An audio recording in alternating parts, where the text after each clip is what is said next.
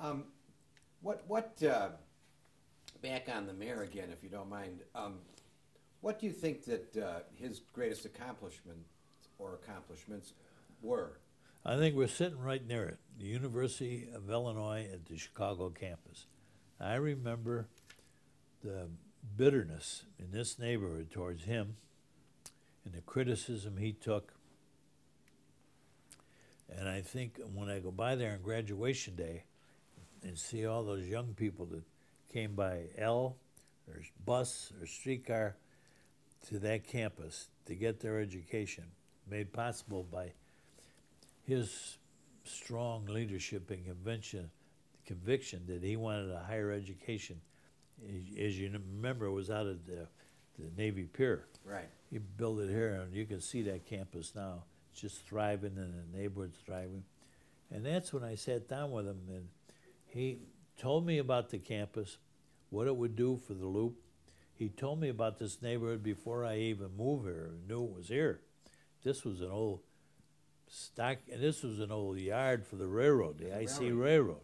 This neighborhood is the Soldier Field, just west of Soldier Field. Right, and he told me about maybe the Olympics, and then he had this all this foresight, and he told me about the rejuvenation of the different wards, the moving of the populations.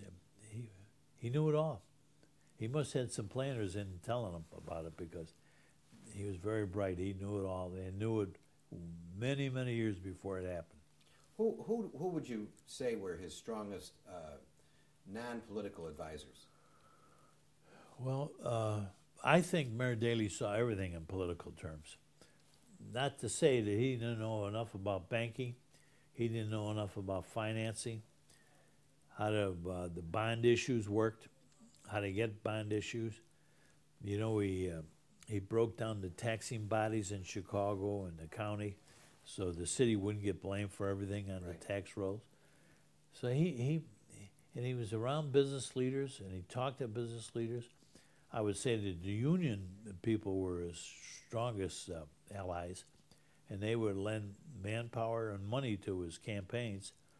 And I don't remember his first campaign in '55. I know he ran against a fellow from the University of Chicago. Marion had quite a war record. But he'd keep up on all of it. He would know everything that's going on. Well, like David Stahl and David Stahl on housing and Lou Hill, and there's another guy from that ward. He lives down in Springfield now. I forget his name right offhand, but he's a confidant of Daley's, and I think still young Richard talks to him a lot. And he was in the city government for a while, but he had strong people. He had people, and there were some newspaper people that were strong with him. One from the Herald American, I forget who it was. But Daley used to be with him all the time. I remember. Oh, he was the publisher. Yeah, publisher. Yeah. Yes, he was that was in '55. The American was the only paper that endorsed him. Yeah. And that publisher, he was a Hyde Park guy. Yeah. Was the only one who supported Daley. Yeah. But Daley, he would fool most people. Most people wouldn't think he was sophisticated as he was. And just a little guy from a bungalow down there on 30-something street. And he was very sophisticated. He knew, and he could discuss anything. I was surprised how much he knew about the war, what was going on. He was paying attention to it. You mean the Vietnam War? The Vietnam War. I remember him telling the President Johnson over the phone, listen to him, he said, "Oh, if those are your advisors and that's what they're telling you, get some new advisors." He says, get some people that may have won the Pulitzer Prize or what's that, Nobel Prize, and stack the committee and have them say, "We've done enough," and get out of there. So he supported Johnson oh, sure. and Nixon. Never backed away from him. Never backed away from him. He used to go to the airport to meet Nixon. Yes. They used to talk a lot. What do you suppose? How did he maintain the relationship he did with the minority community, African Americans in particular? Well, I think he treated them very well. They elected him the first time. Yeah, I know they did, and that was Dawson, I think, that helped him with that. But he knew the preachers, the ministers, which are very strong in the black community, and were then. He knew all the right churches to go to. He knew what they wanted, and he would make sure he tried to get it for them. And he had given his word down in Springfield when he worked there, when he was a clerk. He always had his eye on being mayor, and I think all his relationships led that way. Do you think that he had ambitions beyond being mayor? I asked him about that one time.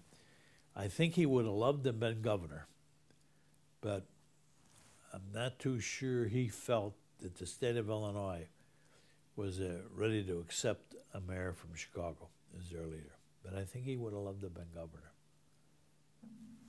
For one simple reason, the education. There are schools for our kids. I think he'd have loved to have been there. And I know he was so proud of UIC. And every time I see, or did see Mrs. Daley when she was alive, I used to say the greatest thing your husband ever did. I used to drop her a little note, was UIC. You can see the kids graduate. They didn't have a chance to go to any other school. Right. And he made it all for them. And now look at it. It's a beautiful university. What do you think his greatest weakness was? I think he wasn't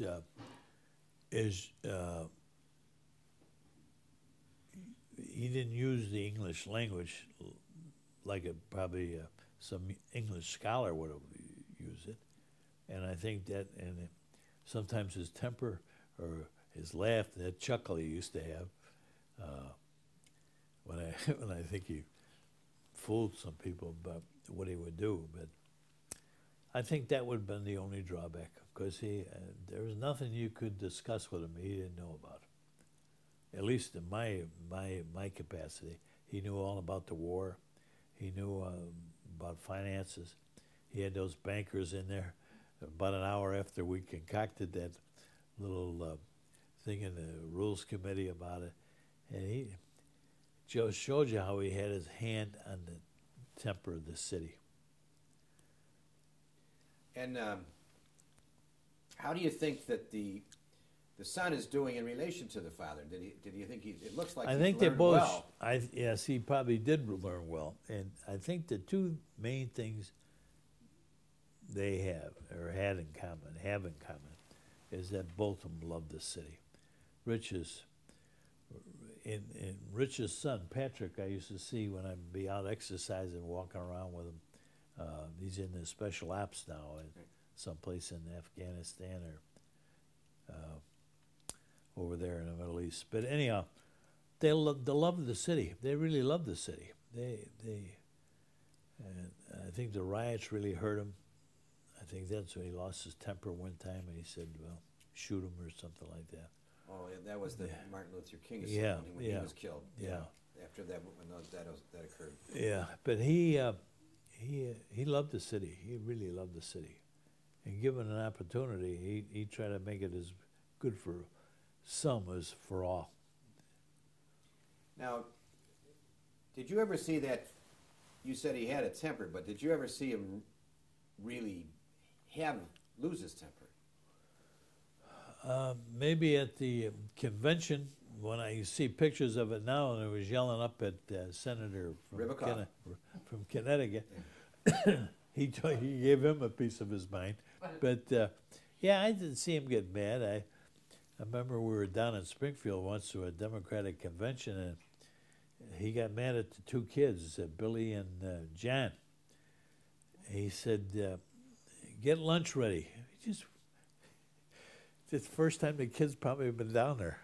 Get lunch ready. Well, they didn't know where to look or where to. So I took them into Senator McGloon's office, and I got the secretary. I said, could you order lunch for us? I said, we'll make sure you get paid for it, but the mayor is telling these two guys what to do and to go get lunch and get coffee, get this and get that. And they went back and said, Dad, we don't know where to start. And don't tell me you can't do it, do it. And Oh, is that right? They did it. Oh, so you saw a strict father. Yeah, it was strict father. Yeah, yeah. I can imagine a lot of. He told me one time. He said, "You know, I don't have to live down here in 11th Ward." He said, "I get offers when these guys build these high-rise condominiums. I can live in the finest place in the city." But he said, "This is home. And this is where people like to see me coming from and going to." So he knew the importance of that. What, in your 10-year career, what do you think the most important issue for you was, and what your greatest accomplishment was? Well, I think that we. Do you want lights on? Oh, we're Okay. Yeah. The University of Chicago campus here, I think, was a major important step. Today I grow in my admiration of him and what he put up with to build this place and push through the legislature. You see those kids graduating on graduation day with their ribbons and they're dressed up with their family. Those kids wouldn't have an opportunity to go to school. Right. And he did that, and I know he suffered from it. And I think he would, if he were to come back today, he'd tell you that was his greatest accomplishment, that university here that's here. Mm-hmm. And I think that what bothered him the most, I think, was the fire at Our Lady of Angels. Could you talk about that a little bit? Yeah, a little bit about it. And not only did I talk about it, but I remember Matt Danner telling me how tough he was on certain departments in the city, the electrical, the construction, and this and that, how tough he got with those people about their standards and what they were approving, what they weren't approving. After the fire? After the fire. He was really tough about it. He never wanted to see that again. He went to that fire? Oh, he stood there and cried. Well, Bob Widger of the Tribune told me he cried. How many died in that fire? I'm trying to remember. I think it was was it 16 or 30? I think it was more than, I think it was about 30. It was mostly the kids and 4 or 5 nuns. And I never knew what happened till after it because they shut it up, but I guess there was some guy that was working in the place that handyman or something that set the fire up underneath the right. Stairwell, and kids never got out. And you know how kids are taught in Catholic school. You sit until you're told to move. Yeah, especially with the nun there. Yeah, and you know, and they probably wouldn't. They might have been better off jumping out a window, breaking a leg or an arm, or having a concussion or something, and lived. But he was strong after that, and I remember how sad he was to that.